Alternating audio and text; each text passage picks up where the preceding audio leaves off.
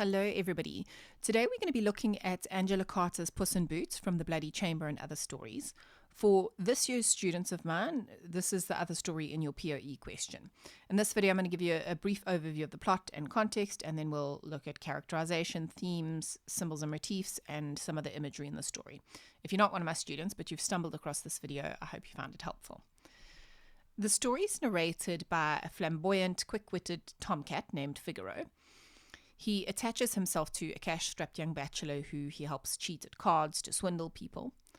The master is a regular in brothels. He beds half the town, including the mayor's wife, even boasting about a threesome with a mother and daughter. But he's never been in love, and that changes when he becomes besotted with a beautiful young wife of Signor Pantaleone. Her much older husband keeps her locked away in a tower under the watch of a very grumpy duenna, which is a chaperone or a companion. Figaro befriends the lady's tabby cat, and the two cats conspire. Figaro does this because he believes that his lovesick master will only be back to normal once he beds the lady. He arranges a moonlit serenade beneath the tower, they shuttle love notes between their humans, and the tabby proposes a scheme in which the master is disguised as a rat catcher, which enables the lovers to meet in person and consummate the affair. But instead of getting over her, the encounter just deepens the young man's feelings. The cats escalate the plan to make sure their masters can be together forever. They do this by tripping the old husband on the stairs, and the fall kills him. Figaro's master then poses as a doctor and arrives to certify the death. The master and the young wife have sex near the dead husband's corpse, celebrating the fact that she's now rich and free. And Figaro signs off by telling readers the couple will soon have a child, and he and the tabby have a litter of kittens. For more details on context, please see the Bloody Chamber video, which gives context for the book as a whole. I'm just summarizing the main points here. As I mentioned in the other videos, this collection of stories was published in 1979, which was at the height of second wave feminism. In these short stories, Carter deconstructs and revises classic fairy tales, which she viewed as a product of patriarchal society, which socialized women into passive roles. For example, waiting for a prince, or valuing purity, these sweet and innocent brides. So we're looking at themes and symbols and messages of the story through that feminist lens.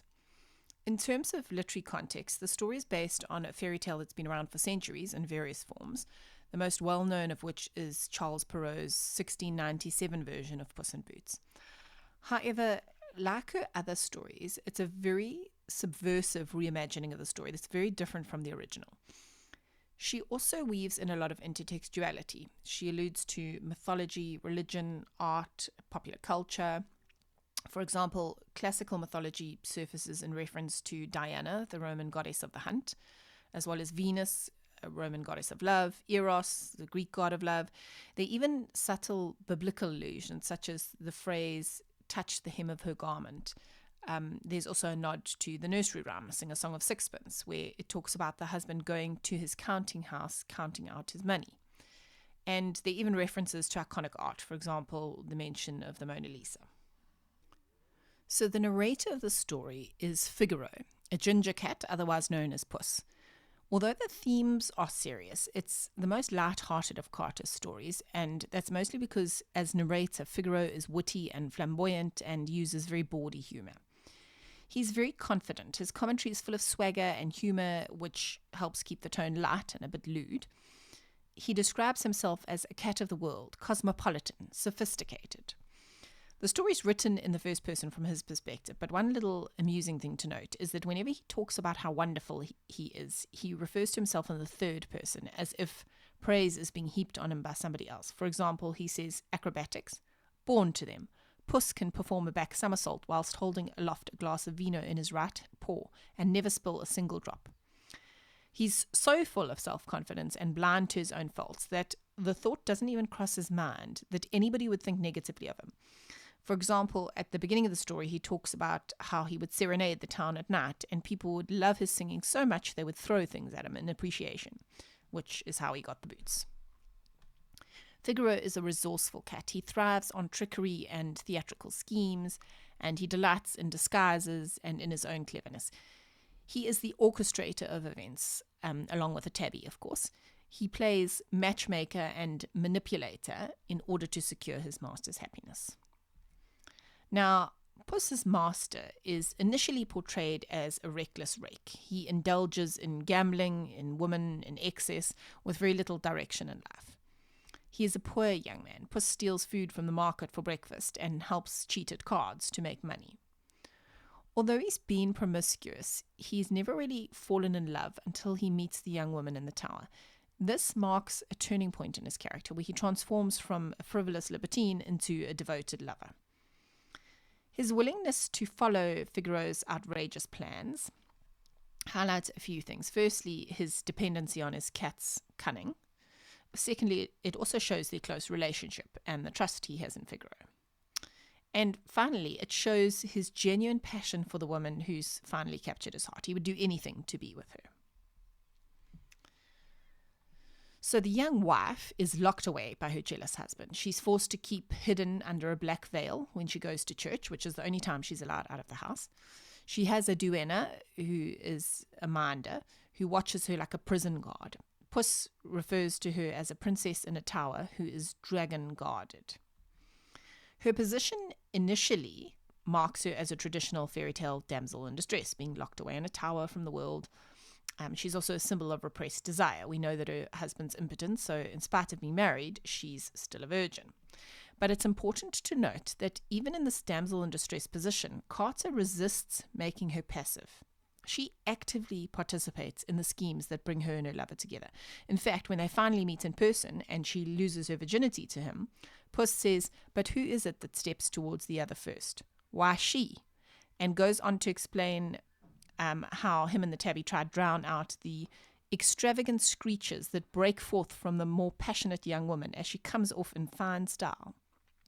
In other words, she's not a timid, innocent young damsel. She's an active participant in all the scheming and deception and in the passionate consummation of the affair. And when her duenna, or minder, is questioning why the bed's so messy and why the rat catchers were so expensive, she covers for them by confidently answering back. And Puss says, "I see the glimmerings of a sturdy backbone in this little lady."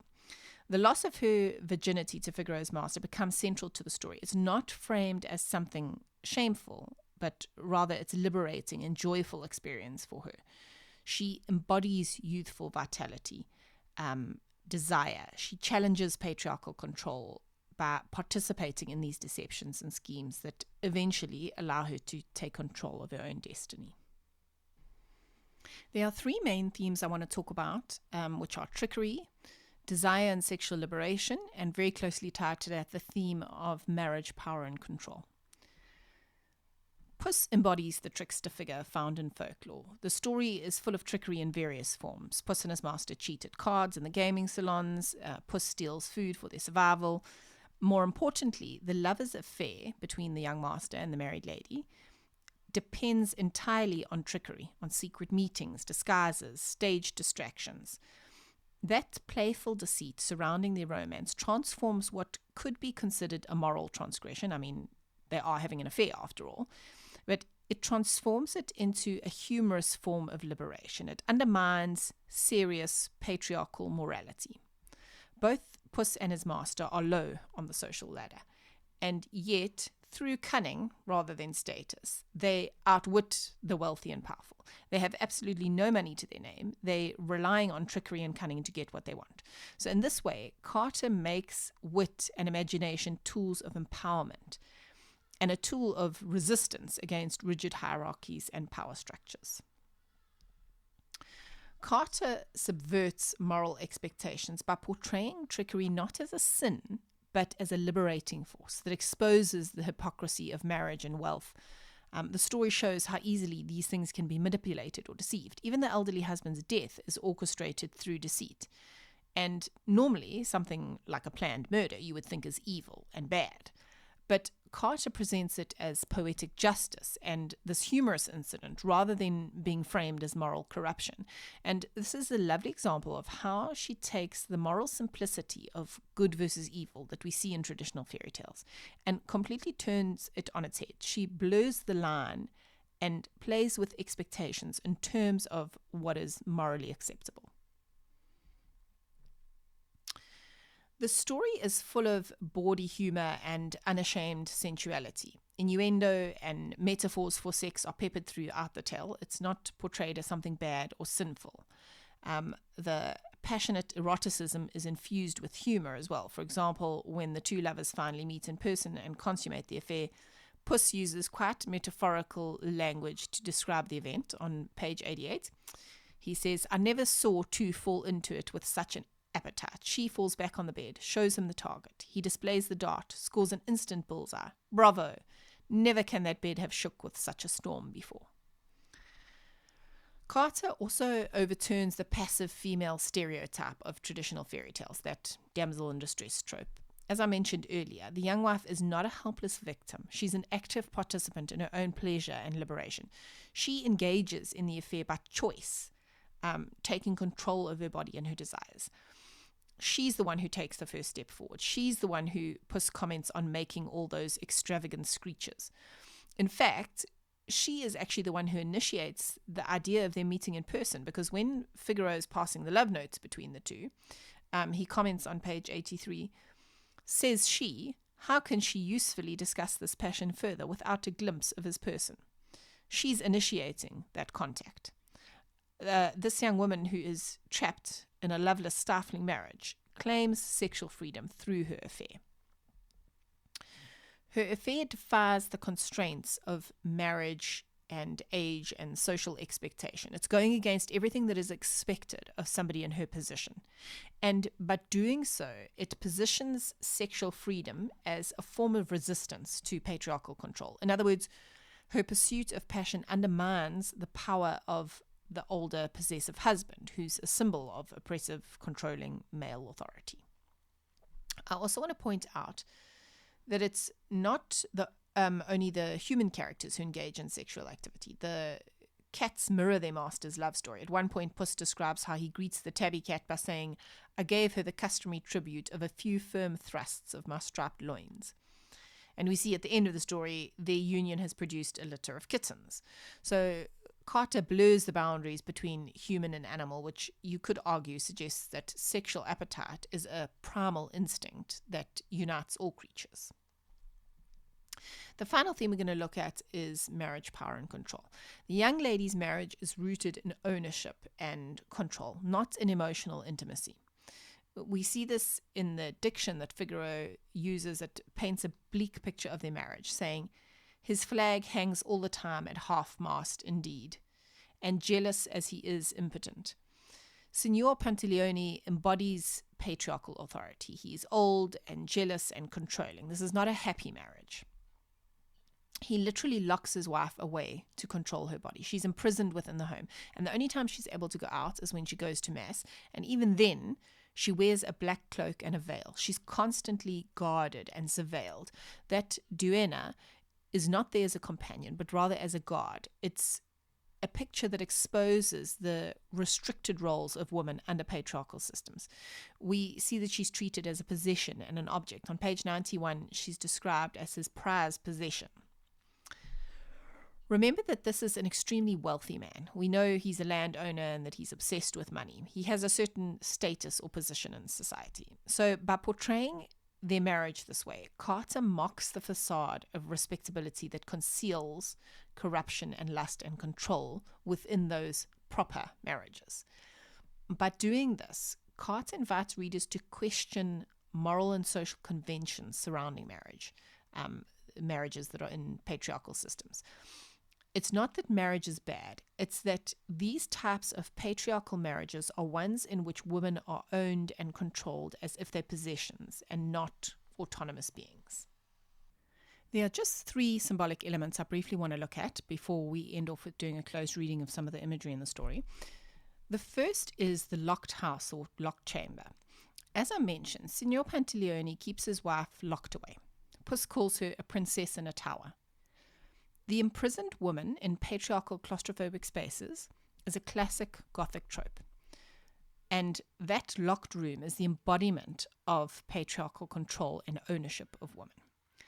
The second thing I want to look at is the motif of disguise. Much of the plot relies on secrecy and masks and clever performances. Figaro's master poses as a musician, a rat catcher, a doctor.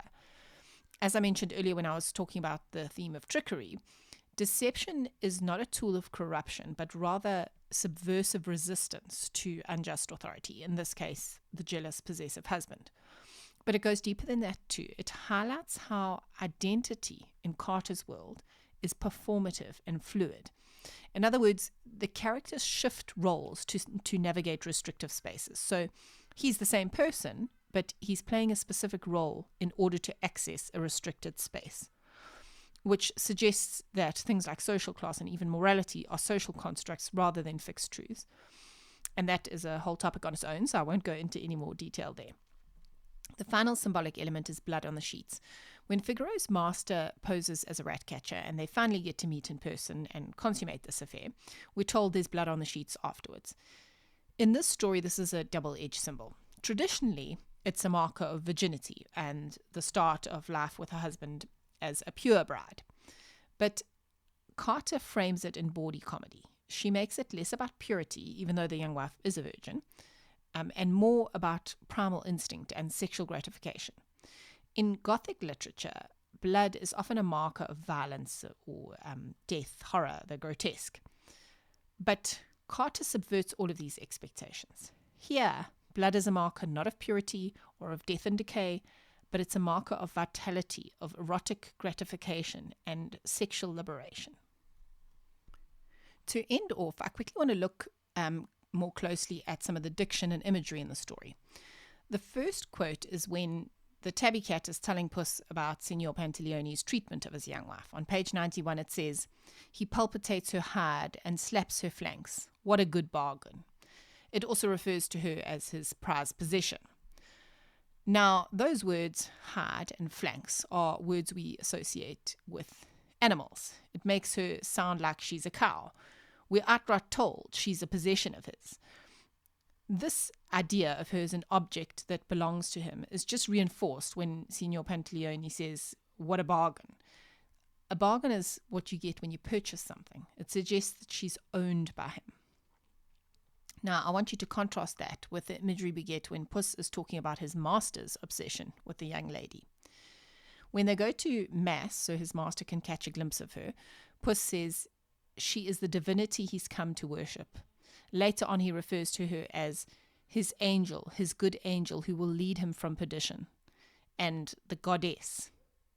That diction, divinity, worship, angels, perdition, goddess, it's all religious diction that frames the master's passion as a form of religious experience. By describing her as an angel and a goddess, he's given her divine qualities. I also want to point out the irony in the fact that the young rake, who's a swindler and a regular in brothels, is using a holy space. Remember, he's at church for Mass. He's using a holy space for profane purpose. He's going there to stalk her and initiate an adulterous affair. He isn't attending Mass to worship God, but to worship her. The master is explicitly characterized as a rake who is on a path to moral ruin or perdition. Perdition is the state of eternal punishment, like hell. And Figaro's line here suggests that it's not God who will save him, but love that will save him. And this is what we see Carter do often. It's a key aspect of her feminist revisionism, this transference of moral power and salvation from the patriarchal church or God to a woman's sexual and emotional power. She will be his salvation. So when you compare this imagery, it creates two very different pictures. One where she's viewed as an object, a possession, she's dehumanized, and the other opposite extreme where she's put on this pedestal and worshipped. The final quote I want to discuss is one that appears after they've met in person and the affair has become physical. Remember that Puss has done all of the scheming to get them together because he believes it would cure his master of his lovesickness, this obsession that has him moping around. On page 81, he says, "Love is desire sustained by unfulfillment. If I lead him to her bedchamber, and there he takes his full of her lily white, he'll be right as rain in two shakes, and next day tricks as usual." So in other words, he thinks once they've done the deed, his master will be back to his usual rakish ways, and that he's only obsessed because it's something out of his reach. She's unattainable, so he's idealizing her, and sex will cure that. But once they've actually had sex, his master says, I must and will have her forever. And this is what Puss tells us. I see my plan has come to nothing. Satisfaction has not satisfied him. That soul they both saw in one another's bodies has such insatiable hunger, no single meal could ever appease it. Firstly, desire is described through the imagery of appetite, insatiable hunger, single meal. It's a lovely metaphor to explain that craving they feel for one another. Now, once the lovers experienced physical satisfaction, Figaro expected everything to go back to normal. But he says, satisfaction has not satisfied. And that's because physical satisfaction didn't result in emotional satisfaction. Instead of curing the master, the encounters just deepened his obsession. And this shows that Figaro's calculating and his rational, what he thought was rational scheme, was inadequate because it didn't account for the irrational force of love. It suggests that what the master was pursuing wasn't just a sexual conquest, but something more transformative than that. It's interesting in this quote that Carter uses both soul and bodies. The lovers initially connect through physical desire, the bodies. But the consummation reveals something more profound and enduring, something that touches the soul. And this links back to that religious imagery. Their passion transcends lust and becomes an almost holy spiritual experience, something that Figaro, being so cynical, was unprepared for. And Carter often does this, showing how these spiritual and liberating experiences can be found within the physical. That's it for Puss in Boots. I hope this video has been helpful in your understanding of Carter's version. If you want to keep track of what other videos I upload, please subscribe and please feel free to leave any comments with your thoughts.